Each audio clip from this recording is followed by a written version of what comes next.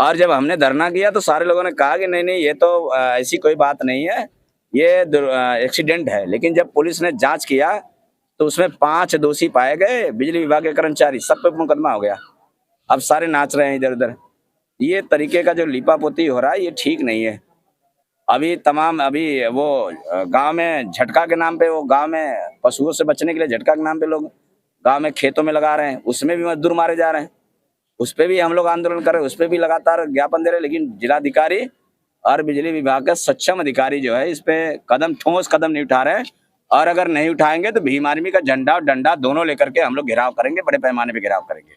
और तब जाके इस तरीके की चीजों में लापरवाही जो हो रही है वो बंद होगी। प्रशासन तो आपका सपोर्ट कर रहा है ना? नहीं, प्रशासन तो कर रहा है भाई। पुलिस का क्या है, पुलिस की तो नौकरी सपोर्ट कर रहा है भाई, पुलिस का तो नौकरी है। पुलिस तो लॉ एंड ऑर्डर के लिए खड़ी कर दी जाती है। लेकिन इसके जो दोषी है, पुलिस तो नहीं दोषी है ना। बिजली विभाग का जिम्मेदार पुलिस तो नहीं है। पुलिस का काम है लॉ एंड ऑर्डर करा वो संभालना। तो पुलिस तो अपना काम कर दी, लेकिन ये जो जिसके जिम्मेदार है, जिसकी वजह से घटना घटी, बिजली अपने से तो नहीं जाती है। बिल्कुल नहीं, अपने से नहीं ये जो शटडाउन लेने के लिए जो शटडाउन देने वाला अधिकारी वहां बैठा था, जिसने शटडाउन दिया और जिसके कहने पे लिया, ये दोनों लोग दोषी हैं। तीसरा आदमी चढ़ के बना रहा तो वो तो मर गया। तो जिसने लिया वो दोषी, प्लस जिसने दिया वो दोषी, और साथ में एक्सीएन भी। इन तीनों लोगों के नाम पे हम लोगों ने मुकदमा लिखवाया है और तीनों को नामजद मुकदमा दिया है। और परिवार से सहमति लेकर के कुछ चीजें और निकल कर आई है, क्योंकि जो धर्मेंद्र की पत्नी है प्रियंका जी, उनसे मैं वहां बैठ के मैंने बात किया कि क्या मामला था, कुछ और चीजें बताओ, अचानक ऐसे कैसे घटना हो सकती है। तो मैं तो समझता हूँ ये जो सामाजिक ताना बाना है इसके शिकार हमारे लोग ज्यादातर हो रहे हैं। सामाजिक ताना बाना, जाति पाति, ऊंची नीची, ये तमाम चीजें लोग हैं।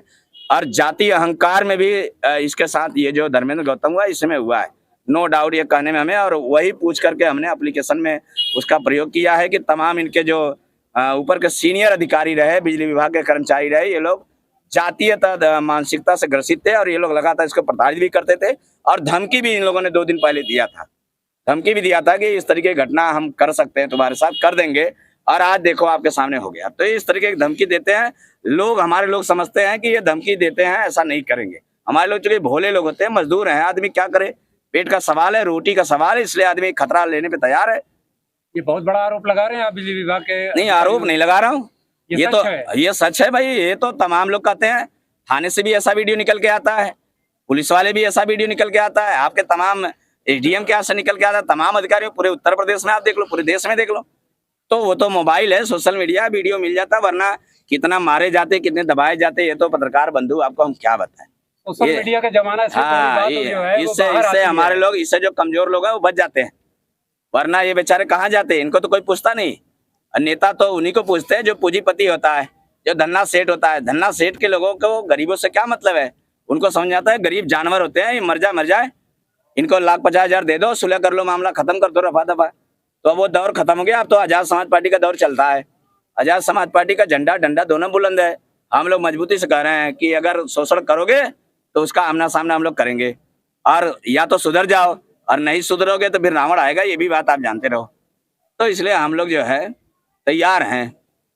ये जो है पहले एप्लीकेशन पड़ गया, आपके आने के बाद दोबारा जो है एप्लीकेशन चेंज नहीं, पहला जो एप्लीकेशन पड़ा था उसमें तो आप एक तरीके से देखो, एप्लीकेशन लिखने का क्या है। एक व्यक्ति मर गया, आपने एक एप्लीकेशन लिख दिया।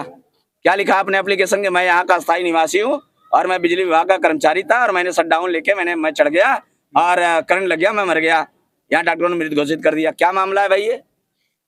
ये कोई एप्लीकेशन हुआ? जी नहीं। ये एप्लीकेशन ही तो मेन होता है भाई। आप कोर्ट ले जाओगे, हाई कोर्ट ले जाओगे, सुप्रीम कोर्ट ले जाओगे, जो आपने तहरीर में दिया है वही आपके परिवार की मदद करेगा।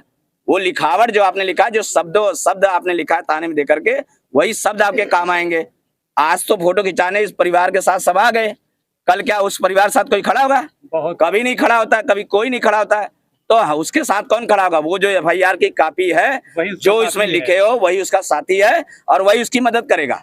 आने वाले उसके परिवार के लिए, उसके बच्चों के लिए, भरण पोषण के लिए तमाम सारी व्यवस्था वही एफआईआर कॉपी करेगा। इसलिए हम लोगों ने वो तहरीर बदल करके दूसरा तहरीर दिया है। जो तहरीर आपके को मिलेगा, आप उस तहरीर को पढ़ना।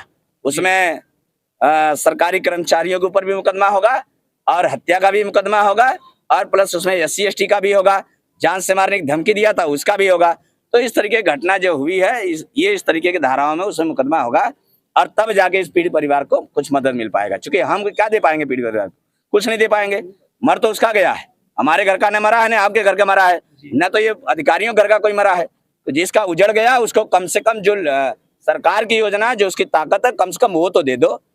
ये तो किसी बाप की संपत्ति हम देने की बात कर नहीं रहे हैं। तो जो सरकारी योजना है, जो संविधान में लिखा है, जो बाबा साहब अम्बेडकर ने लिखा है, वही सारी चीजें हम लोग चाहते हैं कि भाई मरने के बाद कम से कम उसको मिल जाए। जीते जी तो नहीं देते लोग, जीते जी लाइन दौड़ाते, कल आ जाना, परसों आ जाना, नरसों आ जाना, ये दौड़ाते रहते हैं, लेकिन कम से कम मर गया तो अब तो दे दो।